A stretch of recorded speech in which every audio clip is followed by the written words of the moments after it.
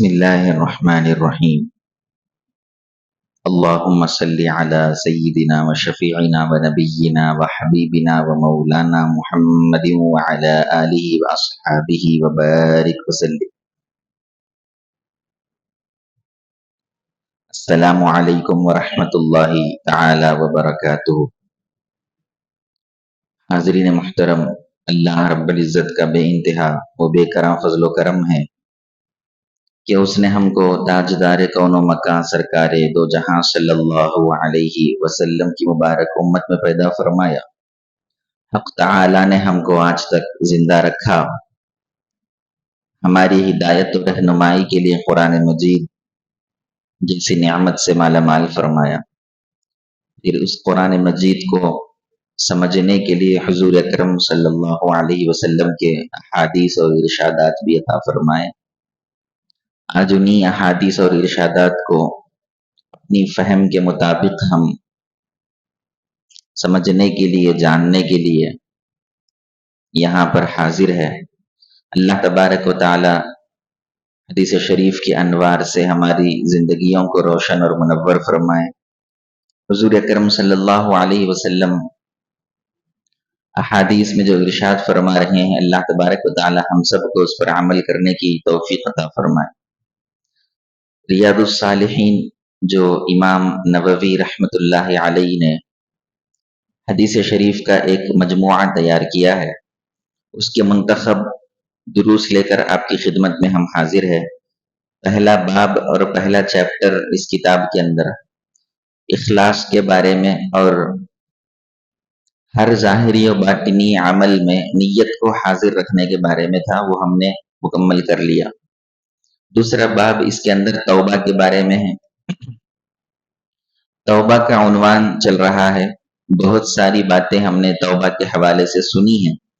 آج انشاءاللہ تبارک و تعالی اللہ کے حول و قوت سے، اس کی توفیق سے اس باب کو مکمل کر لیں گے.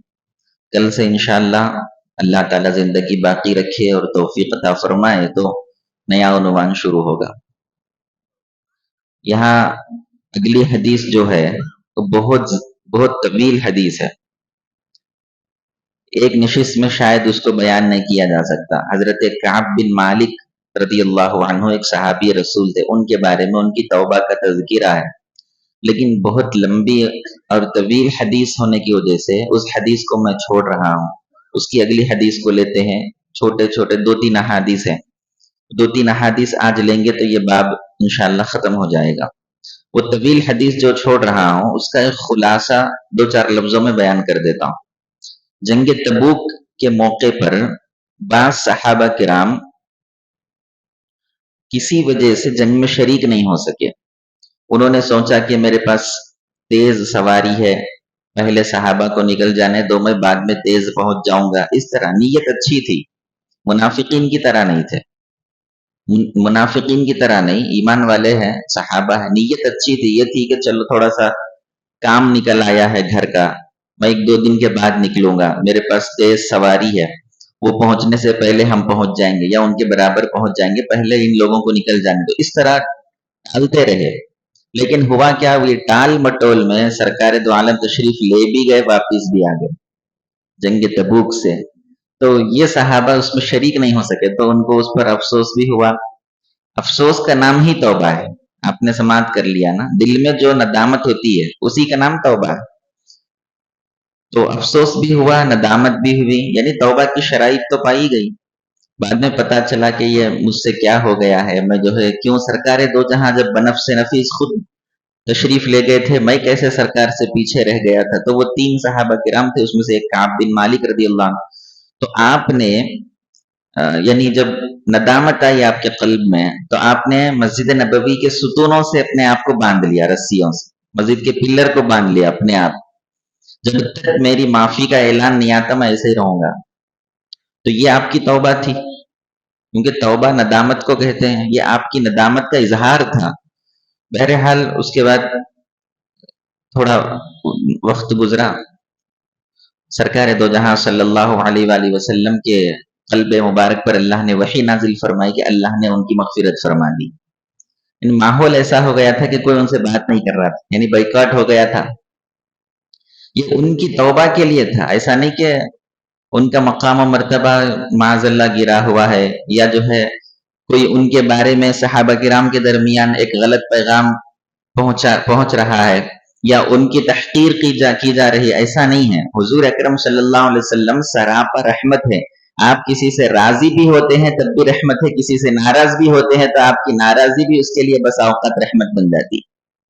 تو آپ سے جو ناراض رہے بظاہر، کیوں رہے؟ تاکہ اس ناراضی کے نتیجے میں ان کے قلب میں وہ ندامت میں اضافہ ہو اور وہ توبہ کرے۔ یہ سرکار میرے سے بات نہیں کر رہے، تو اگر سرکار بات کرتے ہوتے یا ان کے معافی مانگنے سے پہلے ہی معاف کر دیے ہوتے تو وہ جو ندامت ہے، جو اصل توبہ ہے، وہ نہیں پیدا ہوتی قلب کے اندر۔ تو حضور کی ناراضی نے ان کے قلب میں اس ندامت کو اضافہ کیا، اور وہ فرماتے ہیں کہ میرا حال یہ ہو گیا تھا کہ زمین اور کائنات اپنی وسعتوں کے باوجود میرے اوپر تنگ ہو گئی تھی، یعنی ایسا محسوس ہو رہا تھا کہ کوئی تنگ ہو گیا ہے، تنگی ایسی آ گئی ہے کہ نہ چین ہے، نہ قرار ہے، نہ سکون ہے، نہ کھانے کا من ہے، نہ پینے کا من ہے، کسی کی طرف کوئی توجہ نہیں۔ اور جب سرکار نہیں بات کر رہے تو صحابہ بھی نہیں بات کر رہے، کوئی آ رہا مسجد نبوی میں لیکن ان کی طرف دیکھ رہا نہیں، بات نہیں کر رہا۔ اب آپ اندازہ کیجئے، آپ اپنے آپ کو مسجد میں قید کر لیں، رسیوں سے باندھ لیں تصور میں، اور ہر آپ کا جاننے والا محلے کا آ رہا ہے، آپ اس کو چھیڑ کر بات کرنا چاہتے ہیں لیکن بات نہیں کر رہے۔ یہ تو لوگ ہیں، خود تاجدار کائنات تشریف لا رہے ہیں لیکن آپ سے بات نہیں کر رہے، تو کیا گزرے گی آپ کے قلب پر؟ وہ اپنے آپ کو تصور میں رکھ کر ہم محسوس کر سکتے ہیں کہ اگر میں ہوتا تو میرے اوپر کیا گزرتی کہ یہ معاملہ میرے ساتھ ہو رہا ہے۔ تو وہ جو کیفیت ان کی تھی، یہ جو گزرا ان کے ساتھ، اس کے نتیجے میں ان کے قلب کے اندر وہ توبہ پیدا ہوئی، وہ ندامت پیدا ہوئی۔ اللہ سے کس طرح ٹوٹ کر انہوں نے مغفرت چاہی ہوگی، اللہ تعالیٰ نے قرآن مجید میں آیت نازل کر کے ان کے بارے میں مغفرت کا عام اعلان فرمایا ہے۔ وہ جو 3 صحابہ تھے، لقد تاب اللہ علی النبی والمہاجرین والانصار الذین اتبعوہ فی ساعۃ العسرہ، اللہ تعالیٰ نے مغفرت فرماتی ہے مہاجر اور انصار صحابہ کی، جنہوں نے حضور اکرم صلی اللہ علیہ وسلم کی اتباع اس وقت کی جب وہ مشکلات میں تھے۔ یہ لوگ جب مشکلات میں تھے، یعنی مشکلات کی حالت میں انہوں نے حضور کی اتباع کو نہیں چھوڑا۔ آگے فرمائے وَعَلَى الثَّلَاثَةِ الَّذِينَ خُلِّفُوا، ایک تو حضور کی متابعت میں جنگ میں جانے والوں کی بھی مغفرت اللہ نے کر دی، توبہ قبول فرما دی۔ دوسرا، وہ جو 3 صحابہ پیچھے رہ گئے تھے، ان کے توبہ کی وجہ سے اللہ تعالیٰ نے ان کی بھی مغفرت فرما دی۔ تو یہ بہت لمبی حدیث ہے، پورا واقعہ ہے، یہ تو میں اس کو اس لیے ترک کر رہا ہوں کیونکہ ایک نشست اس کے لیے کافی نہیں ہوتی، تو اس لیے میں خلاصتاً 2-4 جملوں میں، تاکہ وہ چھوٹ نہیں جانا، لہذا 2-4 جملوں میں نے آپ کو ان کا مختصراً واقعہ سنا دیا۔ خلاصہ یہی ہے کہ وہ قلب کے اندر ندامت ہو، جب وہ ندامت ہوتی ہے تو توبہ میں اخلاص پیدا ہوتا ہے، توبۃ نصوحہ ہو جاتی ہے، اور جب توبۃ نصوحہ ہوتی ہے اللہ رب العزت ضرور اپنے محبوب کے وسیلے سے اس توبہ کو قبول فرماتے ہیں۔ اس کے بعد اگلی حدیث کی طرف بڑھتے ہیں۔ حضرت عمران بن حسین خزاعی رضی اللہ عنہما روایت کرتے ہیں کہ ایک خاتون، جہینہ قبیلے کی ایک خاتون، امرأۃ من جہینہ اتت رسول اللہ صلی اللہ علیہ وسلم، ایک خاتون حضور اکرم صلی اللہ علیہ وسلم کی خدمت میں حاضر ہوئی، وہی حبلی من الزنا، ان سے غلطی ہو گئی تھی۔ غلطی کس سے نہیں ہوتی صاحب؟ نبیوں کے علاوہ کوئی معصوم نہیں ہے، یاد رکھیے۔ ہمارا عقیدہ ہے اہل سنت والجماعت کا کہ نبی معصوم ہوتا ہے گناہوں سے معصوم ہوتا ہے، خطاؤں سے معصوم ہوتا ہے، نبی سے کوئی گناہ نہیں ہوتا، نہ کوئی گناہ کا امکان ہے، نہ کوئی گناہ کا خیال ان کو آتا ہے۔ نبی کے علاوہ جو بھی ہوتے ہیں، خواہ کتنے ہی بڑے مرتبے کا کیوں نہ ہو، پاسبلٹی ہے گناہ کی، گناہ ہوتا نہیں بول رہا ہوں، اللہ ان کو محفوظ رکھنا چاہے تو رکھے گا، لیکن امکان ہے گناہ کا۔ اور حضور اکرم صلی اللہ علیہ وسلم نے فرمایا کل ابن آدم خطاء، آدم کا ہر بیٹا خطا کار ہے، وخیر الخطائین التوابون، اور خطا کاروں میں، گنہگاروں میں بہترین گنہگار وہ ہے جو توبہ کرنے والا ہے۔ تو گنہگاروں میں بھی کوئی بہترین ہوتا؟ ہاں ہوتا، وہ ہوتا جو توبہ کرتا ہے۔ تو جب حضور نے فرما دیا آدم کا ہر بیٹا گنہگار ہے، تو پھر اس سے کوئی چھوٹے نہیں انبیاء کے سوا، انبیاء مستثنا ہے، ان کو چھوڑ کر کوئی گناہوں سے پاک، یعنی ایسا نہیں ہے جیسے کہ انبیاء معصوم ہوتے ہیں، ایسا کوئی معصوم نہیں ہے، گناہ ہو سکتا ہے، ہوتا بھی ہے، لیکن اس کے بعد توبہ کا دروازہ اللہ نے کھلا رکھا ہے۔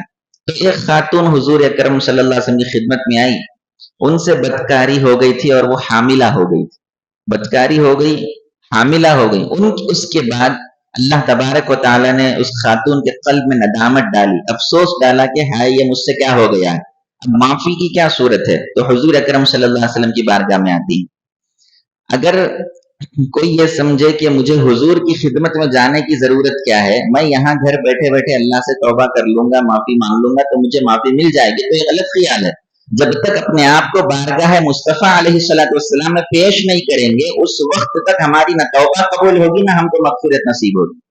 جب حضور ظاہری اور بشری طور پر باحیات تھے تو ضروری تھا کہ فزیکلی آپ کی خدمت میں حاضر ہو کر آپ سے مغفرت کروائیں، اور آپ کی شفاعت کے نتیجے میں اللہ مغفرت کو فرمائے گا۔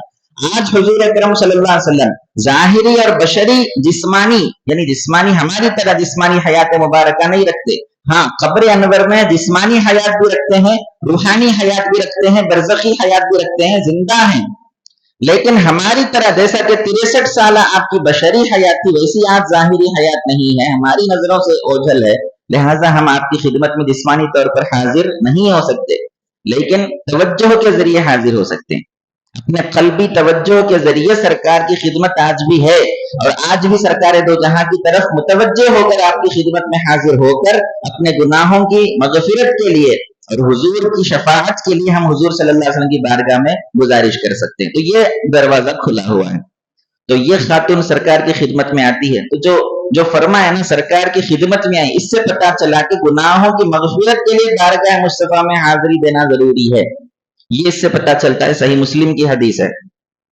تو آ کر حضور سے پوچھتی ہیں یا رسول اللہ اصبت حدا فاقمہ علی، یا رسول اللہ مجھ سے ایک ایسا گناہ ہو گیا جس پر شریعت کے اندر حد ہے، سزا ہے۔ آپ جانتے ہیں نا زنا کی سزا ہوتی ہے، اس کو پتھر مار مار کے ہلاک کر دیا جاتا ہے، رجم کہتے ہیں اس کو، تو وہ زنا کی سزا ہے، حد ہے، وہ شرعی جو سزا ہوتی ہے اس کو حد کہتے ہیں۔ جو شریعت میں جو سزائیں ہوتی ہے اصطلاح میں اس کو کیا بولتے ہیں؟ حد بولتے ہیں۔ تو میں نے ایک حد والا کام کر لیا، یعنی میں نے ایسا گناہ کر لیا جس پر شریعت میں حد ہے، لہٰذا میرے کو سزا دیجیے اور مجھ پر حد جاری کیجیے۔ دیکھو یہ ہے توبہ کی علامت۔ جو گنہگار ہوتا جس کے پاس توبہ نہیں ہوتی نا، وہ کبھی اپنے آپ کو سزا کے لیے تیار نہیں کرتا، سزا کے لیے وہی تیار کرے گا جس کے قلب کے اندر اس گناہ پر ندامت پیدا ہوگی، اسی ندامت کو توبہ کہتے ہیں۔ وہ ندامت نے ہی اس خاتون کو حضور کی خدمت میں لایا، وہ قلبی ندامت نے ہی حد جاری کرنے کے مطالبے پر مجبور کیا۔ وہ خاتون سرکار کی خدمت میں آ کر کہتی ہیں کہ مجھ پر حد جاری کریں۔ فدعا نبی اللہ صلی اللہ علیہ وسلم ولیہا، تو حضور نے اس کے ذمہ دار کو، اس کے رشتہ داروں کو، جو بھی ان کے نگران تھے ان کو بلایا۔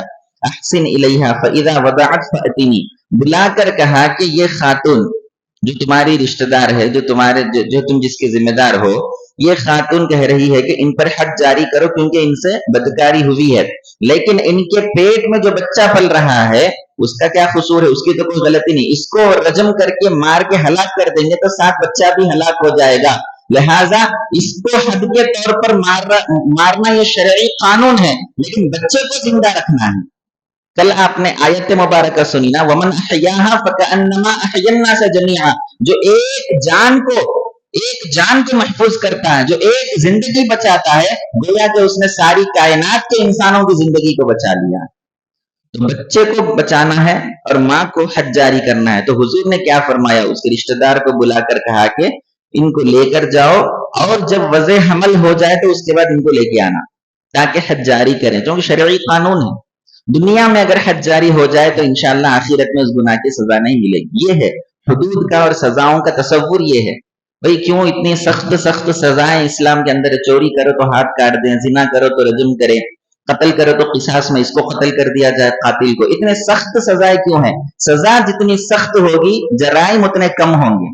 یہ ویسٹرن ورلڈ کا اعتراض ہے اسلام کے اوپر کہ اسلام میں بہت سخت سزائیں ہیں، اتنی سخت سزائیں نہیں ہونا چاہیے۔ تو سزاؤں کا سخت نظام کیوں ہے؟ تاکہ جرائم کو روک سکے۔ اگر سزا ہلکی رہے گی، جرم ہوتا رہے گا، لوگ سزا پاتے رہیں گے لیکن جرم سے رکیں گے نہیں، لہٰذا اسلام نے جرم کی روک تھام کے لیے کیا کیا ہے؟ سزاؤں کو سخت رکھا ہے. ایک دو بار اگر کسی کو سزا مل گئی تو اس کے نتیجے میں پورے لوگ سزا سے جرم سے رک جاتے ہیں. اگر مثلا ایک نے چوری کیا ایل بی نگر میں، ایک کے ہاتھ کاٹ دیے گئے، اب جب جب اس کو آدمی دیکھے گا اس کو یاد آئے گا کہ یہ چوری کا نتیجہ ہے، لہٰذا اب کیا وہ چوری کرے گا؟ نہیں کرے گا. وہی اگر آپ 4 دن جیل میں بٹھا کے 5ویں دن چھوڑ دیں گے تو دوسرا آدمی جو چوری کا ارادہ رکھتا وہ کیا سر میں بھی کر لوں گا، 4 دن جا کے آ جاؤں گا، کیا بڑی بات ہے، مال تو ہاتھ میں آ جا رہا ہے. تو سزا جتنی ہلکی ہوگی جرم جو ہے اتنا جو ہے بڑھتا جائے گا. معاشرے کے اندر سوسائٹی کے اندر اگر جرم کو ختم کرنا ہے تو اسلام جو کیا طریقہ بتایا ہے، سزا سخت رکھا ہے.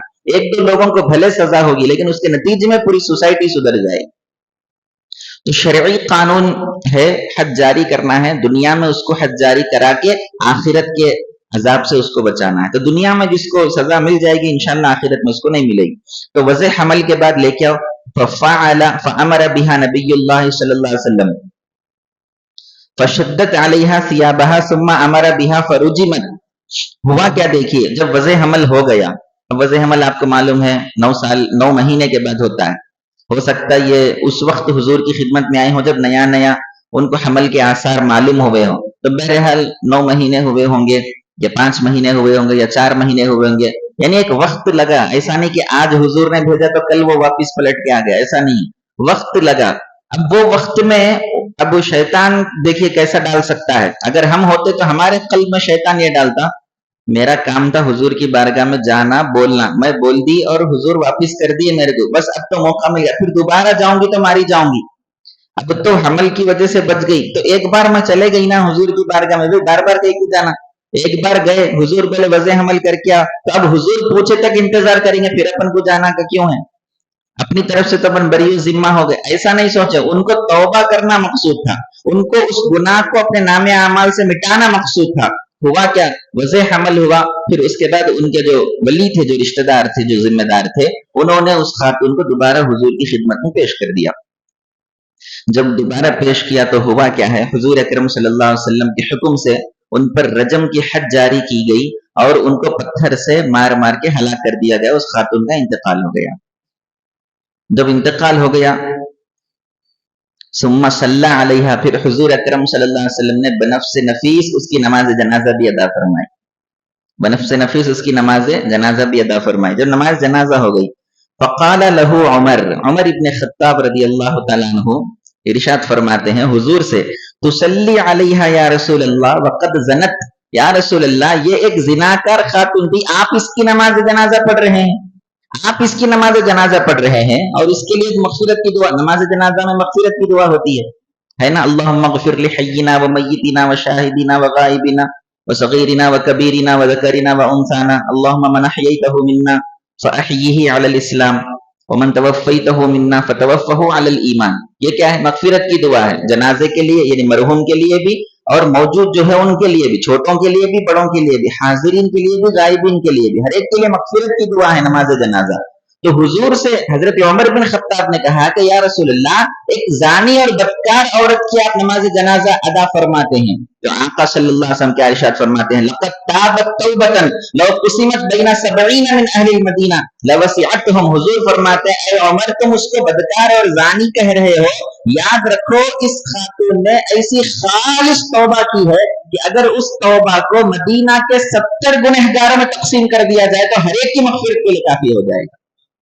ایسی خالص توبہ اس نے کی. 70 گنہگاروں میں اگر بانٹ دی جائے اس کی توبہ تو جتنا حصہ ایک ایک آدمی کے نصیب میں آئے گا بس اسی سے اس کی مغفرت ہو سکتی ہے. اتنی خالص توبہ اس عورت کی ہے. تو گنہگار سے اللہ تبارک و تعالیٰ نفرت نہیں فرماتا، اس کے گناہ کو ناپسند کرتا ہے. آقا صلی اللہ علیہ وسلم گنہگار کو دور نہیں کرتے. اگر آقا گنہگار کو دور کرنے لگ جائے تو پھر گنہگاروں کا سہارا کون ہے؟ شفیع المذنبین آپ کو کہا جاتا ہے، گنہگاروں کی آپ شفاعت کرنے والے. ایک لفظ حضور کے لیے استعمال کرتے ہیں کہ حضور ہمارے وکیل ہیں. حضور کیا ہے؟ ہمارے وکیل ہے. 2 معنی وکیل کے آتے ہیں. ایک نگران کے معنی میں آتا ہے، یہ میرا وکیل ہے کا مطلب کیا؟ یہ میرا نگران ہے، یہ میری نگہبانی اور حفاظت کرنے والا. اس معنوں میں حضور کو وکیل بولنا جائز ہے. لیکن وکیل کا ایک اور معنی جو ہم عام طور پر لیتے ہیں، اس معنوں میں حضور کو وکیل بولنا، लिहाज से मुनासिब नहीं है। हुजूर को वकील के लफ्ज के बजाय शफीर का लफ्ज इस्तेमाल करना चाहिए कि वो हमारी शफाअत करने वाले हैं, वकालत करने वाले नहीं है। वकालत और शफाअत में क्या फर्क है? फर्क यह है, वकील क्या करता है, एक गुनहगार जब कटघरे में खड़ा होता है, वकील का काम है उसको बेगुनाह साबित करना। वकील का काम क्या है? उन्हें चोर भी होगा, उन्हें बोलता उन्हें चोरी नहीं करा, झूठ बोलता। उन्हें कातिल होगा, इन्हें बोलता उन्हें कत्ल नहीं करा। तो जज के सामने वकील का काम उसको बेगुनाह साबित करना है, ये वकील का काम है। शफी का काम क्या है? शफाअत करने वाले का काम क्या है? शफीउल मुज़निबीन का काम क्या है? सरकार दो जहां सल्लल्लाहु अलैहि वसल्लम ये नहीं फरमाते कि यार या ऐ मेरे परवरदिगार ये गुनाह नहीं करा, इन्हें कातिल नहीं है, इन्हें चोर नहीं है, इन्हें जानी नहीं है, इन्हें झूठ नहीं बोला, इन्हें गीबत नहीं करा, उसके गुनाहों की नफी नहीं फरमा रहे, क्योंकि गुनाह तो वहां हाजिर है। आखिरत में नामे अमल हमारे हाथों में दे दिया जाएगा और वहां बता दिया जाएगा कि हमने क्या क्या गुनाह किया है। गुनाहों की नफी वकील करता है, मुजरिम नहीं है, ये मुलजिम है, इसके ऊपर इल्जाम लगाया गया, ये जुर्म नहीं किया। वकील क्या करता है? इन्हें गुनाह नहीं करा बोलता है। और शफी क्या करता है? इन्हें गुनाह किया मगर मेरी सूरत से इसको माफ कर दिया जाए, ये शफी का काम। या अल्लाह बेशक ये गुनहगार है, बेशक ये कातिल है, बेशक ये चोर है, बेशक ये जानी है, बेशक ये खताकार है, लेकिन मेरी सूरत से इसको माफ कर दे, ये शफी का काम होता है। शफाअत इसको कहते हैं। तो हुजूर सल्लल्लाहु अलैहि वसल्लम कौन है? हमारे शफी हैं, शफाअत फरमाने वाले हैं। तो क्या हुआ देखिए, अब हुजूर अकरम सल्लल्लाहु अलैहि वसल्लम क्या फरमा रहे हैं, इसने ऐसी तौबा की कि अगर 70 अहले मदीना में तकसीम कर दी जाए तो हर एक को काफी हो जाएगी। उसके बाद फिर क्या हुआ देखिए आप।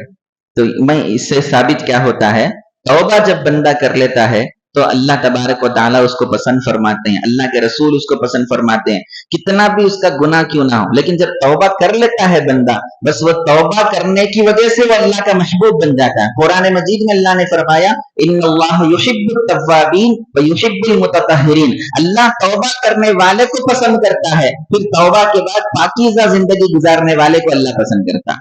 तो तौबा अल्लाह का महबूब बंदा बनाती है, क्योंकि ये अल्लाह के महबूब की सुन्नत है, महबूब की अदा है, महबूब का तरीका है। दिन में 70 से ज्यादा, 100 से ज्यादा आप तौबा इस्तिग़फ़ार करते थे। आपने हदीस समाअत फरमा दी। अगली हदीस हजरत अब्दुल्लाह इब्न अब्बास रज़ियल्लाहु अन्हुमा रिवायत करते हैं, बुखारी और मुस्लिम की मुत्तफ़क़ अलैह हदीस है। हुजूर अकरम सल्लल्लाहु अलैहि वसल्लम इरशाद फरमाते हैं, लौ अन्ना लिब्नि आदम वादियम मिन ज़हबिन अहब्बा अन यकूना लहू वादियान वलन यमला अफाहु इल्ला तुराब व यतूबुल्लाहु अला मन ताब। हुजूर फरमाते हैं, अगर आदम के बेटे को यानी इंसान को एक वादी भर के सोना दे दिया जाए, वादी कहते हैं जंगल को, जंगल कितना होता, छोटा नहीं होता, 2-3 गज का जंगल नहीं होता। जंगल कितना होता है? एकड़ों पर मुश्तमिल होता है, एकड़ों पर मुहीत होता है। तो हुजूर फरमाए उसको वादी कहते हैं। हुजूर ने क्या फरमाया, अगर आदम के बेटे को उसके दिल के अंदर दुनिया की मोहब्बत, दुनिया की लालच और दुनिया की हिर्स इतनी ज्यादा होती है इंसान को, उस हिर्स को बताते हुए आका फरमाते हैं, एक वादी भर के भी अगर उसको सोना दे दिया जाए, सोना, और एक वादी भर के, 1-2 ग्राम, 4-5 ग्राम नहीं, 1-2 तोले नहीं, सोना उसको पूरी वादी भरकर भी दे दिया जाए, तो वो उस पर कनात नहीं करता कि अल्हम्दुलिल्लाह मेरे पास इतना माल है, बस काफी है, नहीं बोलता। हुजूर फरमाते हैं वो दिल में ये तमन्ना रखता है कि एक और वादी सोना मिल जाए तो मुझे अच्छा है। आज ये कैफियत हमारी है या नहीं है? 10,000 हम कमाते हैं तो ख्वाहिश क्या होती है, थोड़ा और मेहनत करके, मुजाहदा करके, नाइट ड्यूटी करके या एक्स्ट्रा ड्यूटी करके क्या करेंगे, थोड़ा 12,000 कमा लेंगे। फिर 12,000 अगर होगा तो 15 कमाएंगे, 15 तो 20 कमाएंगे। एक घर आ गया, दूसरे घर की फिक्र, दूसरा घर भी आ गया, तीसरे घर की फिक्र, एक गाड़ी ले ली, दूसरे गाड़ी की फिक्र। है या नहीं है हमारी सिचुएशन? हुजूर फरमा दिए आदम के हर बेटे की ये सिचुएशन है। यानी कि जो जिसके नफ्स का तज़किया नहीं हुआ, जिसके दिल से दुनिया की मोहब्बत नहीं निकली, उसका ये हाल होता है। और जिसके दिल से दुनिया की मोहब्बत निकल जाती है, वो अपने घर के सारे माल और दौलत को लाकर सरकार के कदमों में निछावर करके कहता है, परवाने को चराग है, बुलबुल को फूल बस, सिद्दीक के लिए है खुदा का रसूल बस। वो भी एक उम्मती है हुजूर के, और हम भी एक उम्मती हैं। उन्होंने सब कुछ कुर्बान करके कहा कि इसकी जरूरत नहीं है, आका की तवज्जो दरकार है, और हम जितना भी मिल जाए तो और मिले और मिले और मिले। तो उनमें और हम में फर्क यह है कि उनके नफ्स का तज़किया हो चुका है, उनके कल्ब को पाक कर दिया गया है, उनके कल्ब से दुनिया निकल चुकी है। हमारे कल्ब में दुनिया और आती जा रही है। اس کو دل سے نکالنے کے بجائے اور دنیا کو ہم قلب میں ڈالتے جا رہے ہیں، جماتے جا رہے ہیں، جگہ نہیں بھی ہے تو اور اس کو جگہ بنا بنا کے دنیا کو ڈالتے جا رہے ہیں۔ لہٰذا حضور نے فرمایا یہ دنیا کی جو محبت ہے یہ بڑی خطرناک ہے، یہ جو ہے حرص کبھی ختم ہونے والا نہیں، انسان مر جائے گا لیکن اس کی حرص و ہوس کبھی ختم نہیں ہوگی، جب تک کہ اس کے قلب کا تصفیہ نہ ہو، اس کو کوئی اللہ والا نہ ملے، وہ اللہ والے کی صحبت میں رہ کر دل سے دنیا کی محبت کو نہ نکالے، اس وقت تک اس کا دل پاک نہیں ہو سکتا۔ لیکن پاک ہوگا کیسے؟ حضور آگے فرماتے ہیں وَيَتُوبَ اللَّهُ وَلَن يَمْلَأَ فَاهُ إِلَّا التُّرَابُ۔ دیکھو حضور آگے فرماتے ہیں سوائے قبر کی مٹی سے اس کا منہ کبھی نہیں بھرتا، بول رہے ہیں۔ یعنی پتا کیا چلا کہ وہ جو دنیا کی حرص ہے نا، ایک وقت پہ جا کے وہ ختم نہیں ہوتی۔ چلو بھئی ایک عمر کے بعد دل سے دنیا کی محبت نکل جاتی، ایک ایج آنے کے بعد، انسان ایک منزل پہ پہنچنے کے بعد، ایک اتنا اماؤنٹ کما لینے کے بعد دل سے دنیا کی حرص چلے جاتی کیا؟ نہیں جاتی۔ آقا کیا قاعدہ دے رہے ہیں؟ قبر میں چلے جائے گا بندہ، قبر کی مٹی جب اس کے منہ پہ ڈال دی جائے گی اس وقت تک اس کی دل کی دنیا کی حرص نہیں مٹتی، نہیں جاتی۔ ایک اور حدیث میں حضور فرماتے ہیں ابن آدم یعنی انسان بوڑھا ہوتا رہتا ہے لیکن اس کے اندر دو چیزیں جوان ہوتے رہتی۔ ہم سمجھتے ہیں انسان بوڑھا ہو رہا، انسان نہیں بوڑھا ہو رہا، انسان کبھی بوڑھا ہوتا ہی نہیں، ناممکن ہے کہ انسان بوڑھا ہو جائے۔ انسان کا جسم بوڑھا ہوتا ہے، انسان کو جو جسم اللہ نے دیا نا، یہ جسم بوڑھا ہوتا ہے، انسان بوڑھا نہیں ہوتا۔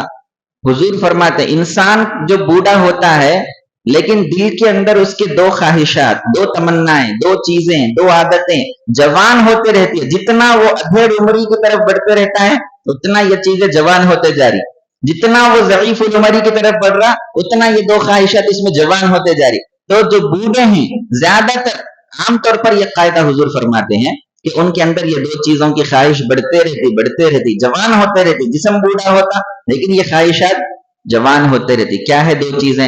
حضور اکرم صلی اللہ علیہ وسلم فرمایا حب المال و طول العمر، ایک مال کی محبت، دوسرا زیادہ جینے کی خواہش۔ اب یہ دو چیزیں جوانوں میں بھی ہے بوڑھوں میں بھی ہے، ایسا نہیں کہ جوان اس سے بچے ہوئے ہیں۔ حضور نے ایک قاعدہ بیان فرمایا کہ عام طور پر بوڑھوں میں یہ دو چیزیں زیادہ ہوتی ہیں، جوان میں بھی ہوتی ہی ہیں، بوڑھوں میں زیادہ ہوتی ہے۔ جتنا عمر بڑھتے رہتی اور مال کما لو اور مال کما لو، تو یہ جو مال کی محبت ہے یہ کبھی نہیں جائے گی جب تک کہ آپ کو کسی اللہ والے کی صحبت اور نسبت نصیب نہ ہو۔ اور اگر کسی کی صحبت نہیں ملی، اللہ والے کی صحبت نہیں ملی جو آپ کے تزکیہ کر سکے، جو آپ کا تصفیہ کر سکے، جو آپ کے قلب سے دل کی دنیا سے محبت کو نکالے، دنیا کی محبت کو، مال کی حرص کو نکالے، اگر ایسے کی صحبت نہیں ملی تو ہوگا کیا؟ قبر کو پہنچ جائیں گے لیکن یہ ہونے والا نہیں ہے، محبت اس کی نہیں نکلتی۔ آگے حضور نے اشارہ دے دیا کہ اگر دل سے دنیا کی محبت نکالنا تو کیا کرنا؟ وَيَتُوبَ اللَّهُ عَلَى مَن تَابَ، ہاں جو توبہ کر لیتا ہے اللہ اس کی توبہ کو قبول فرماتا ہے۔ تو پتہ چلا کہ توبہ سے اس کی محبت نکالی جاتی ہے، اور توبہ کا عملی طریقہ بیعت کرنا ہے۔ یہ جو پیران عظام کے ہاتھ پر بیعت کرتے ہیں یہ توبہ ہے، اس کو بیعت توبہ کہتے ہیں۔ توبہ کا عملی طریقہ ہے، توبہ کا عملی تو تسبیح لے کے ہم پڑھ لے کے یا کلوں کو مار لینے سے توبہ نہیں ہوتی۔ عملی طریقہ اس کا یہ ہے کہ کسی اللہ والے کو ہم گواہ بنا کر، کسی متقی پرہیزگار شخص کو گواہ بنا کر اس کے ہاتھ پر توبہ کرے، یہ توبہ کا سنت طریقہ ہے جو صحابہ کرام سے چلتا ہوا آ رہا ہے، جس کو بیعت کہتے ہیں۔ تو آگے توبہ کا ذکر کر کے حضور یہ اشارہ دے رہے ہیں جب تک وہ بیعت نہیں کرے گا اور توبہ نہیں کرے گا اس وقت تک وہ دل کی محبت، دنیا کی محبت دل سے مٹنے والی نہیں۔ تو اس میں اشارہ ہے بیعت کی طرف، تو کسی اللہ والے سے رجوع رہیں، اس سے بیعت کریں، اس سے اپنے قلب کی پاکی لیتے رہیں، اس سے اپنے نفس کا تزکیہ کرواتے رہیں۔ وہ ہمارے باطنی گناہوں کو جانتا ہے اور جان کر ہمارے باطنی گناہوں کو دور کرنے کی کوشش کرتا ہے۔ اس کے بعد آخری حدیث جو اس چیپٹر میں ہے حضرت ابو ہریرہ رضی اللہ عنہ سے روایت ہے، یہ بھی متفق علیہ حدیث بخاری اور مسلم کی۔ حضور اکرم صلی اللہ علیہ وسلم ارشاد فرماتے ہیں یضحک اللہ سبحانہ وتعالی الی رجلین، اللہ تعالیٰ دو آدمیوں کو دیکھ کر مسکراتا ہے۔ اللہ مسکرانے سے پاک ہے، وہ ہماری طرح مسکراتا نہیں۔ مسکرانے کا مطلب کیا ہے؟ اللہ اس سے راضی ہو جاتا ہے، اللہ اس سے راضی ہو جاتا ہے اور اس کو اپنے عذاب سے بچا لیتا ہے، جنت میں داخل کرتا ہے، یہ مطلب ہے۔ لیکن لفظ آیا مسکرانے کا، اللہ تعالیٰ دیکھ کر مسکراتا ہے کہ کیا ماشاءاللہ، اللہ تو ماشاءاللہ نہیں بولتا لیکن میں بول رہا ہوں، ہم کسی کو دیکھ کر کیا بولتے؟ کوئی چیز اچھی دکھی تو ماشاءاللہ، مسکراہٹ زبان پہ آ جاتی، माशाअल्लाह बोलते हैं। मुस्कुराना हुजूर अकरम सल्लल्लाहु अलैहि वसल्लम की सुन्नत। 3 चीजें होती है, एक तबस्सुम, एक ज़िह्क, एक कहकहा। तबस्सुम यानी मुस्कुराना, ज़िह्क यानी हंसना, और कहकहा यानी जोर जोर से ठाटे, जोर जोर से क्या करना, हंसते रहना जोर जोर से। तबस्सुम हुजूर की आदत मुबारक है, हुजूर की सुन्नत है। सहाबा फरमाते हैं कि हुजूर अक्सर मुस्कुराते रहते थे। हुजूर अकरम सल्लल्लाहु अलैहि वसल्लम के मुबारक चेहरे पर गम के आसार नहीं रहते थे कि हमेशा मगमूम है, ऐसे नहीं, हमेशा आपका मुबारक चेहरा हशाश और बशाश रहता था, और आपके चेहरे मुबारक पर एक तलाकत रहती थी। हमेशा जो देखता आपको अपना गम भूल जाता। हमारे चेहरे ऐसे लटके हुए होते हैं कि हमको देखने वाला गम भूलना दूर की बात, वो गम भूला हुआ भी रहा तो हमको देख के वो मगमूम हो जाता। ऐसे हमारे चेहरे नहीं, हमेशा अपने चेहरे को खुश रखना। मुसीबतें तकलीफें वो दुनिया का दुस्तूर है, वो आते ही रहेंगे, तो हमेशा क्या कैसा रहना, मुस्कुराते रहना। किसी से बात करें मुस्कुराते हो, किसी से मिले मुस्कुराते हो। मुस्कुराना हुजूर की सुन्नत है। यहाँ तक के बाज औकात हुजूर अकरम सल्लल्लाहु अलैहि वसल्लम इस कदर मुस्कुराते थे, देखने वाले सहाबा रिवायत करते हैं कि हुजूर के मुबारक दंदान नजर आ रहे हैं, हुजूर के मुबारक दांत नजर आ रहे, इस कदर आप मुस्कुराते। मुस्कुराहट में मजाक नहीं होता, मुस्कुराहट में आवाज नहीं होती, मुस्कुराहट में दूसरे को तकलीफ देना नहीं होता, ये मुस्कुराना होता है। और ज़िह्क किसको कहते हैं, ऐसी हंसी जिसके अंदर आवाज आती हो, उसको ज़िह्क कहते हैं। ये एक एतबार से देखा जाए तो मुनासिब नहीं है। क्यों? ये नापसंदीदा एक मकरूह अमल है। ऐसा नहीं कि नाजायज है, हराम है, गुनाह होता है, ऐसा नहीं है, लेकिन मुनासिब नहीं है। एक ईमान वाले के लिए हंसना मुनासिब नहीं है, ज़िह्क मुनासिब नहीं है। ऐसी जोर की हंसी जिसमें आवाज आती हो, वो मुनासिब नहीं है। मुस्कुराना चाहिए, मुस्कुराना सुन्नत रसूल है। और उससे आगे बढ़ेंगे तो कहकहा, यानी इतना जोर से हटना, हंसना कि अपनी खुद की आवाज खुद को भी आ रही है, दूसरे को भी आ रही है, जोर जोर से हंस रहे हैं, जोर जोर से लाफिंग जिसको कहते हैं, वो जो है कहकहा। उससे नमाज भी टूट जाती है, वजू भी टूट जाता है। नमाज में अगर आप मुस्कुराते हैं, मसलन कोई ऐसी आयत आ गई जिसके अंदर जन्नत का तस्किरा है, जन्नत के तस्किरे पर एक खुशी कल्ब में महसूस हुई, मुस्कुराहट आ गई आपके लबों पर, तो उससे नमाज नहीं टूटती, वजू भी नहीं टूटा, आवाज नहीं रहती ना, मुस्कुराहट में आवाज नहीं रहती। दूसरी किस्म है ज़िह्क। ज़िह्क का मतलब क्या है, आवाज रहना उसके अंदर, हंसी जिसको बोलते हैं उर्दू में। तो जब नमाज में हंसते हैं, हंसी किसको कहते हैं, अपने आप को आवाज आई लेकिन अपने बाजू वाले को आवाज नहीं आई, इतनी जो है हल्की आवाज थी कि खुद को तो सुनाई दिया लेकिन बाजू वालों को नहीं सुनाई दिया। अगर ये हो गया नमाज के अंदर तो नमाज टूट जाती है, वजू नहीं टूटता, फिर आप दोबारा रकात बांधेंगे। अगर कहकहा आ गया नमाज के अंदर, यानी जोर जोर से हंस रहे हैं, हमारे हंसने की आवाज हमको भी आ रही है, दूसरों को भी आ रही है, तो उससे नमाज भी टूट गई और वजू भी टूट गया। तो वजू के टूटने की जो चीजें हैं, नवाकिज वजू, उनमें एक ये चीज है कि नमाज में खिलखिलाकर हंसना। तो खिलखिलाकर हंसने से नमाज टूट जाती है, वजू भी टूट जाता है। तो गोया अल्लाह ताला को नापसंद अमल है, यानी अल्लाह उसको अपनी बारगाह में देखना नहीं चाह रहे ऐसा बंदा जो एकदम इतना खिलखिला के हंसता हो। बाज लोगों को हुजूर ने हंसता हुआ देखा तो हुजूर ने फरमाया, जो मैं देख रहा हूं अगर तुम देखना शुरू कर देना तो तुम हंसोगे कम, रोगे ज्यादा, रोगे ज्यादा और हंसोगे कम, अगर तुम वो देख लेते जो मैं देख रहा हूं। यानी क्या क्या गैबी चीजें हुजूर को नजर आती होंगी, कब्र के अहवाल, आखिरत के अहवाल, अजाब अल्लाह का, अगर वो तुम पर इंकिशाफ हो जाए तो तुम क्या करोगे, हंसना बंद कर दोगे और रोना शुरू कर दोगे। तो रोना अल्लाह को पसंद है, हंसना अल्लाह को पसंद नहीं है। बंदा हंसता है तो गोया एक वो एतबार से क्या होगा, एक हल्के में ले लिया है, वो नहीं अल्लाह को पसंद। बंदे के अंदर हंसी और मजाक ये नहीं आना चाहिए, बल्कि मुस्कुराए, मुस्कुराए ये इंसान की फितरी चीज है, लेकिन हमेशा कल्ब कल्ब रोता रहे। जबान पर आप हंसी रखें, मुस्कुराहट रखें, बशाशत रखें, लेकिन कल्ब अल्लाह से रुजू रहे और कल्ब हमेशा रोता रहे, ये अल्लाह को पसंद है। तो हंसी की बात आ गई, मुस्कुराहट की तो बता दिया। अल्लाह मुस्कुराता है दो लोगों को देखकर कि ये क्या मेरे बंदे हैं, क्या इनकी कैफियत है। तो उनकी कैफियत को देखकर अल्लाह ताला भी खुश हो जाता है। तो क्या कैफियत है, एक वो आदमी यक़्तुलु अहदुहुमा अल आखरा यदखुलानिल जन्नह, एक आदमी दूसरे आदमी को जन्नत में कत्ल करता है। यानी एक काफिर जो है वो अगर किसी मुसलमान को जंग में कत्ल कर दे तो ये मुसलमान कौन हो गया, शहीद हुआ ना। जंग बदर में सहाबा शहीद हुए, जंग उहद में शहीद हुए। तो एक गैर मुस्लिम की तलवार से जब कोई मुसलमान कत्ल हो जाता है, शहीद हो जाता है, तो वो जन्नत में दाखिल होता है। यदखुलानिल जन्नह, अल्लाह के रसूल सल्लल्लाहु अलैहि वसल्लम फरमाते हैं दोनों भी जन्नत में दाखिल हो जाएं, ऐसे दो आदमियों से अल्लाह खुश होता है। مرنے والا بھی جنت میں، مارنے والا بھی جنت میں. سنتے ہی ہم کو ایک عجیب دکھ رہا کہ یہ کافر کیسے جنت میں جائیں گے؟ انہوں نے تو صحابی کو قتل کر دیا، جنت میں جاتا کیا؟ نہیں جاتا نا. لیکن آگے سنیے، حضور فرماتے ہیں یقاتل ھذا فی سبیل اللہ، یہ جو آدمی مقتول ہے وہ جنت میں کس لیے جا رہا ہے؟ کیونکہ وہ اللہ کے لیے لڑ رہا تھا اور وہ مقتول ہو گیا، شہید ہو گیا، تو اپنی شہادت کے سبب وہ جنت میں داخل ہوگا. فیقتل، وہ لڑ رہا تھا، مر گیا، شہید ہو گیا، جنت میں جائے گا. ثم یتوب اللہ علی القاتل فیسلم فیستشہد، اس کے بعد ہوگا کیا؟ وہ قاتل کو اللہ تعالیٰ اگر توبہ کی توفیق دے دے، وہ مسلمان ہو جائے گا. پھر مسلمان ہونے کے بعد جب وہ مرے گا، اپنی طبعی موت مرے گا یا شہید ہوگا، تو اللہ تعالیٰ اس کو بھی جنت میں داخل کرے گا. یعنی توبہ سے پہلے، اسلام سے پہلے نہیں، اسلام کے بعد کی بات ہے. ایک غیر مسلم مسلمان کو شہید کر دیا، وہ شہید تو جنتی ہے، اب یہ مسلمان بن گیا. اسلام، اور اسلام ایک ایسی دولت اور ایسی نعمت ہے، اپنے ماں قبل کے تمام گناہوں کو میٹ دیتی ہے. بڑے سے بڑا گناہ کیوں نہ ہو، اسلام اس کو ایک لمحے کے اندر میٹ دیتا ہے. جو بندہ غیر مسلم مسلمان بن گیا، اس کے سابقہ سارے معاف ہو گئے اللہ کے پاس. الاسلام یہدم ما کان قبلہ، بڑے سے بڑے گناہ وہ سب کچھ معاف ہو جاتے ہیں. لہٰذا جب یہ اس کو اسلام، کئی سارے لوگ ایسے ہیں جو پہلے کفار کے صف میں ہوتے تھے لیکن بعد میں انہوں نے اسلام قبول فرمایا. کئی سارے لوگ ایسے ہیں. خود حضرت حمزہ رضی اللہ تعالیٰ عنہ کو شہید کرنے والے جو تھے، وحشی ان کا نام ہے، وحشی. یہ جنگ احد میں حضرت حمزہ کو شہید کر دی، حضور کے چچا کو شہید کر دیا. حضور صلی اللہ علیہ وسلم بڑی محبت فرماتے تھے ان سے.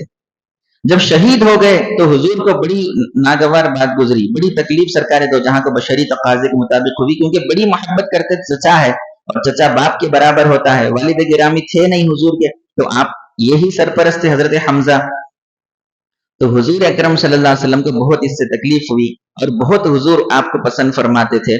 تو ہوا کیا، بعد میں اللہ نے اس وحشی کو اسلام کی توفیق عطا فرما دی اور وہ توبہ کر کے مسلمان ہو گئے. تو حضور نے بعد میں ان سے فرمایا آپ مسلمان ہو رہے ہیں، میں انکار نہیں کروں گا، آپ کے اسلام کو قبول کر لیا جائے گا، آپ کی توبہ قبول کر لی جائے گی.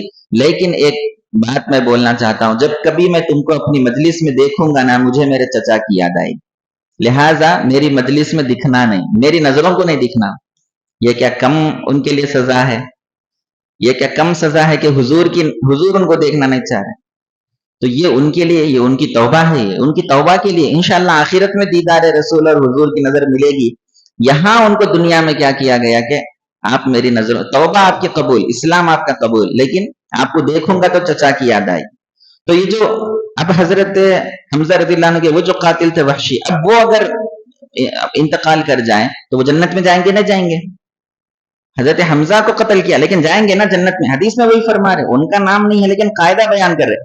اگر کوئی غیر مسلم کسی مسلمان کو شہید کر دیتا ہے تو مسلمان تو جائے گا ہی جنت میں، اور بعد میں وہ اسلام قبول کر لے، غیر مسلم جو قاتل ہے وہ اگر اسلام قبول کر لے تو اسلام قبول کرنے کی وجہ سے وہ بھی جنت میں جائے گا. تو دونوں جنت میں جائے. تو اللہ یہ دیکھ کے خوش ہو رہے انہیں مار کے بھی جنتی ہے اور انہیں مر کے بھی جنتی ہے.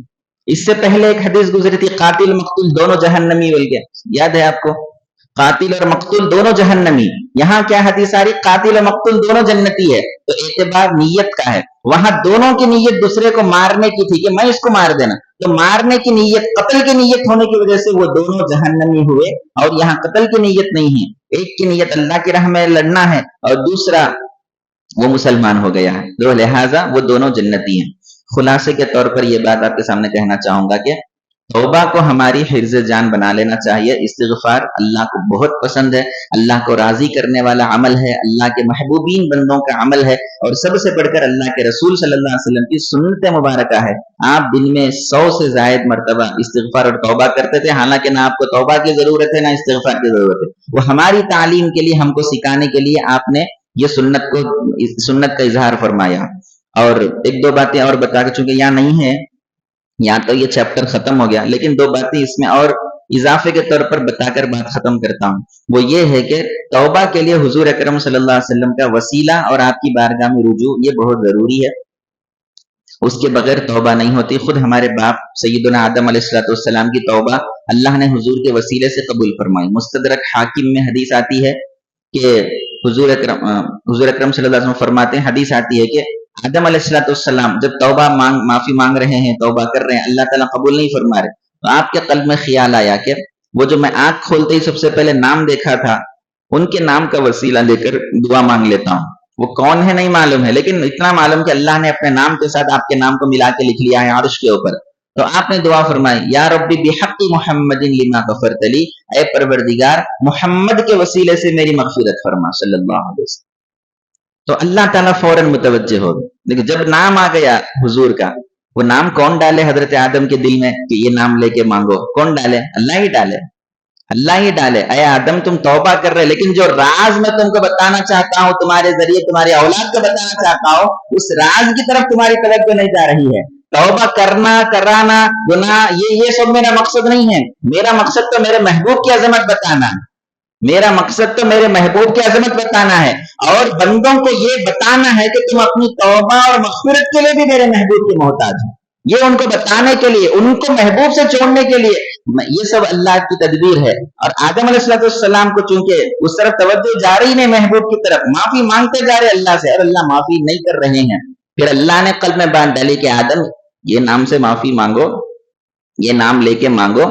تو اللہ تعالیٰ نے جب قلب میں بات ڈالی تو فوراً آپ مانگے. اللہ کی رحمت متوجہ ہوئی. پھر اللہ پوچھتے ہیں وَكَيْفَ عَرَفْتَ مُحَمَّدًا، اے آدم تم کو محمد کا کیسے پتا چل گیا؟ تم کیسے ان کو جانتے ہو؟ حالانکہ میں نے ابھی تک ان کو دنیا میں بھیجا نہیں ہے. اللہ کو نہیں معلوم کہ کیسے جانتے.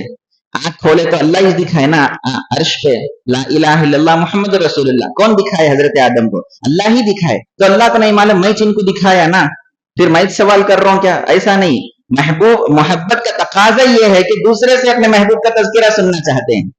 وہ معلوم ہے نہیں معلوم ہے بعد میں. ارے آپ کو کیسے معلوم؟ اب آدم علیہ السلام بولیں گے محبوب کے بارے میں. جب بولیں گے اللہ سن کے خوش ہوگا کہ واہ میرے محبوب کی کیا شان. محبت کا تقاضا یہ ہے، دوسروں سے اپنے محبوب کا تذکرہ سننا چاہتے ہیں اور دوسروں کو بتانا چاہتے ہیں کہ میرے محبوب کی کیا شان ہے. دیکھیے انہوں نے کہا کہ اے اللہ آپ نے میرے اندر جان ڈالی. میں آنکھ کھلا دیکھا لا الہ الا اللہ محمد رسول اللہ عرش پر لکھا ہوا تھا. تو میں سمجھ گیا اللہ اپنے نام کے ساتھ ملا کے کسی اور کا نام لکھ لیتا ہے تو وہ اللہ کا سب سے محبوب بندہ ہوگا. خدا تو نہیں ہو سکتا کیونکہ خدا ایک ہی ہے. اللہ کا بندہ ہوگا، لیکن بندہ سارے بندوں سے اعلیٰ و اشرف اور افضل ہوگا اللہ کے پاس. لہٰذا میں اس کا وسیلہ لے کر مانگتا ہوں اس کی مغفرت فرما. تو اللہ تعالیٰ کیا فرماتے ہیں؟ اے آدم تم نے بالکل سچ فرمایا ہے. وَلَوْلَاهُ لَمَا خَلَقْتُكَ، اگر وہ نہ ہوتے تو میں تم کو بھی پیدا نہیں کرتا تھا. تم کو پیدا کیا تو ان کی خاطر پیدا کیا. کائنات کو بنایا تو ان کی خاطر بنایا.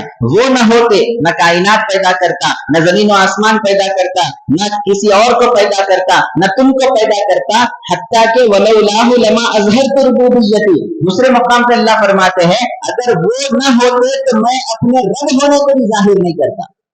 میں جو رب ہوں، یہ جو ظاہر کیا کائنات میں، یہ کس لیے ظاہر کیا؟ محبوب کے واسطے سے ظاہر کیا.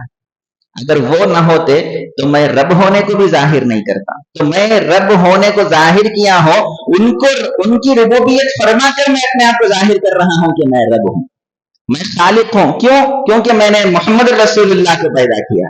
حالانکہ حضور کو پیدا کرنے سے پہلے بھی اللہ خالق ہے، لیکن میں سمجھانے کے لیے بول رہا ہوں جو ظاہر ہوئی اللہ کی خالقیت اور حضور کی وجہ سے ظاہر ہوئی.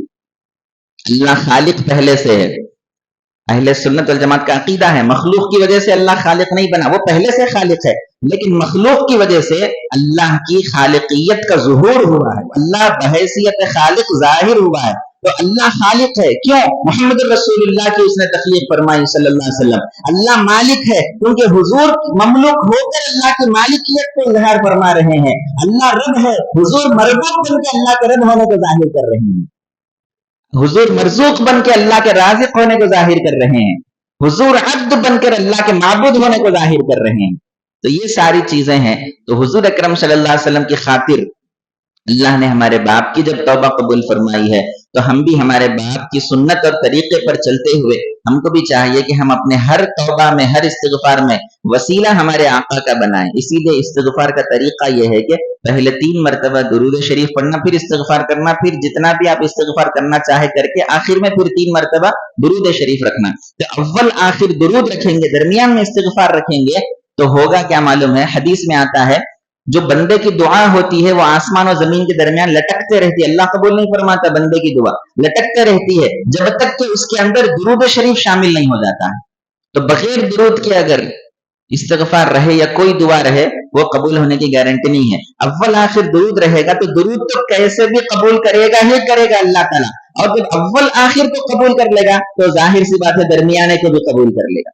अल्लाह की ये शान नहीं कि अव्वल के दुरूद को कबूल कर ले, आखिर के दुरूद को कबूल कर ले, दरमियान के इस्तिगफार को रद्द कर दे। ये अल्लाह की शान नहीं है। अल्लाह की शान ये है, अल्लाह की रहमत और फजल करम ये है, जब वो दो साइड के दुरूदों को कबूल कर रहा है तो दरमियान के इस्तिगफार और दुआ को भी जरूर कबूल फरमाएगा। एक वाकया याद आया, बताकर बात खत्म कर देता हूँ। हुजूर अकरम सल्लल्लाहु अलैहि वसल्लम का विसाल अक़दस हुआ। कुरान मजीद में एक आयत नाजिल हुई कि जो भी गुनहगार है वो हुजूर की बारगाह में आकर इस्तिगफार करे अल्लाह से और हुजूर से शफाअत का तलबगार हो। हुजूर उनके लिए अगर इस्तिगफार करे तो अल्लाह मग़फ़िरत फरमाएगा। गुनहगार को नहीं देख रहे अल्लाह ताला, इन्हें तौबा कर रहा नहीं कर रहा, अल्लाह ये देख रहे इन्हें मेरे महबूब के पास आया नहीं आया। आने के बाद फिर महबूब को देख रहे, मेरे महबूब इसके बारे में क्या करते हैं, मेरे महबूब इसके बारे में दुआ करते हैं या नहीं करते हैं। एक गुनहगार बंदा हुजूर के पास आ गया, आने से उसकी गुनाहों की मग़फ़िरत नहीं हो रही, अल्लाह महबूब को देख रहा है।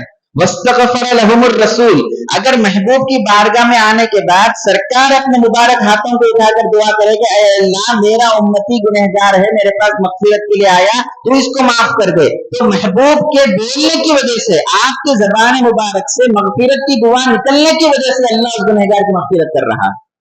तो हमारे गुनाहों की मग़फ़िरत हुजूर की शफाअत की सिफारिश की वजह से है, हमारी अपनी तौबा की। कहीं बंदा ये न समझे कि मैं तौबा करके अपने आप को पाक कर लिया, नहीं, हम कौन होते हैं, हमारी तौबा की हकीकत ही क्या है। हमारी तौबा की कोई हकीकत नहीं है। महबूब अगर हमारे लिए इस्तिग़फ़ार करे, अल्लाह मेरा उम्मती है माफ कर दे, तो महबूब की ज़बान की वजह से अल्लाह तबारक व तआला उम्मती को, बंदे को माफ कर देता है। तो कभी अपनी तौबा पर गर्रा नहीं करना कि मैं बड़ा तौबा करने वाला, नहीं, हमारी तौबा की हकीकत ही क्या है, हैसियत ही क्या है। अपने आप को हमेशा हुजूर का मोहताज बना के रखे, बस उनके कदमों से लिपट जाएं। अल्लाह तबारक व तआला उनके कदमों से लिपटने की वजह से हमको वो कुछ अता करेगा जो उनसे जुदा होकर कभी हासिल नहीं किया जा सकता। तो ये आयत है कुरान में कि महबूब की बारगाह में आओ और मग़फ़िरत मांगो अल्लाह से, और महबूब अगर उनके लिए सिफारिश कर दे तो जरूर भी जरूर अल्लाह ताला तौबा कबूल फरमाएगा। तो एक गांव के सहाबी थे, हुजूर के विसाल के 3 दिन के बाद मदीना तशरीफ लाए। उनको इत्तला नहीं थी कि सरकार पर्दा फरमा चुके हैं। मदीना तशरीफ लाए कि अपने गुनाह की मग़फ़िरत करवा ले।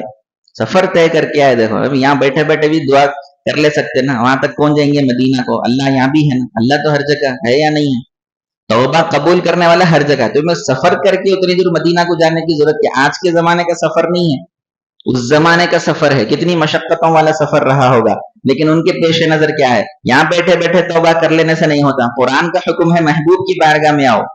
तो वो सहाबी सफर करके आते हैं, गांव के सहाबी थे, उनको मालूम नहीं था हुजूर का विसाल हो चुका है। मदीना को आए तो क्या पता चला कि 3 दिन कबल आका अलैहिस्सलाम पर्दा फरमा चुके हैं। अब वो ज़ारो कतर रोने लगे, मज़ार अक़दस पे आकर रोने लगे, या रसूल अल्लाह, अल्लाह ने गुनहगारों को आपके पास आने का हुक्म दिया, आप पर्दा फरमा चुके, अब मैं कहाँ जाऊं, अपने गुनाहों को लेकर कहाँ जाऊं, मग़फ़िरत को लेकर कहाँ जाऊं। रो रहे, ज़ारो कतर रोते जा रहे, अब मेरा ये गुनाह हो गया है, मैं क्या करूं।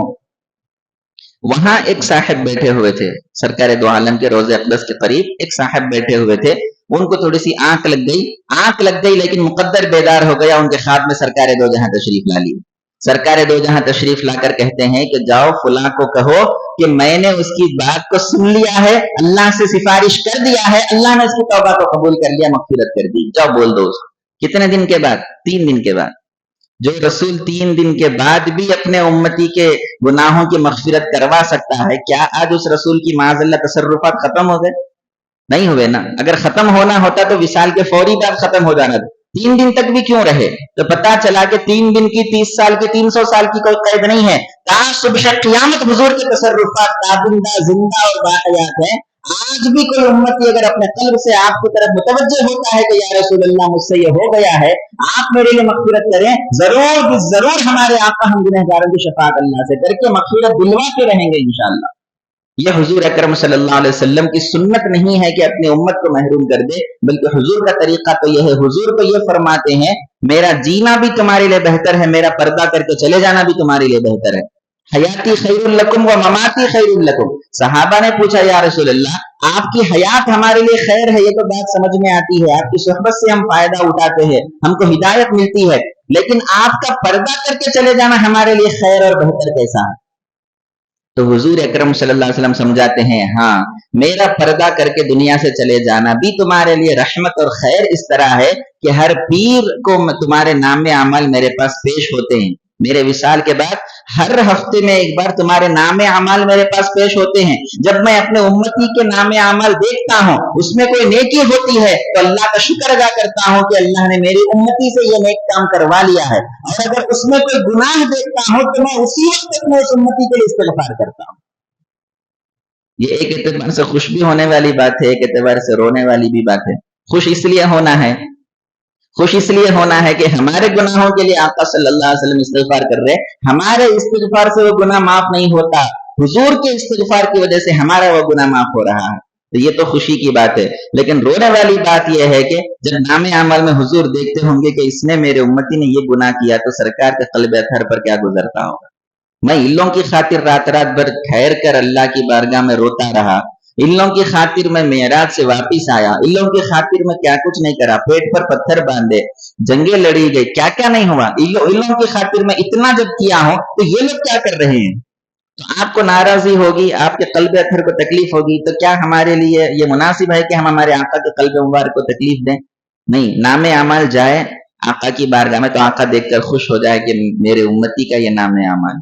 کوشش کریں کہ ہمارے نام اعمال ایسا صاف ستھرا رہے. ہر کوئی جو ہے متقی پرہیزگار نہیں ہوتا، گنہگار ہی ہوتے ہیں، لیکن کوشش کریں کہ ہمارا نام اعمال ایسا ستھرا ہو کہ آقا دیکھے تو خوش ہو جائے، آقا کی آنکھیں ٹھنڈی ہو جائے اور آقا کا قلب خوش ہو جائے. انشاءاللہ کوشش کریں گے. تو یہ خلاصہ یہ ہے کہ توبہ اور استغفار اور ساتھ حضور کا وسیلہ، تو لہٰذا یہ چیزیں ہمارے لیے ضروری ہے. اللہ تبارک و تعالی ہر ایک کو نیک توفیق عطا فرمائے، ہم کو توبہ کی توفیق عطا فرمائے، اس میں استقامت عطا فرمائے، توبہ میں اخلاص عطا فرمائے، اور حضور اکرم صلی اللہ علیہ وسلم کی توجہات عطا فرمائے. آپ کی شفاعت سے اللہ تبارک و تعالی ہماری کامل طور پر مغفرت فرمائے. وما علینا الا البلاغ وآخر دعوانا ان الحمد للہ رب العالمین.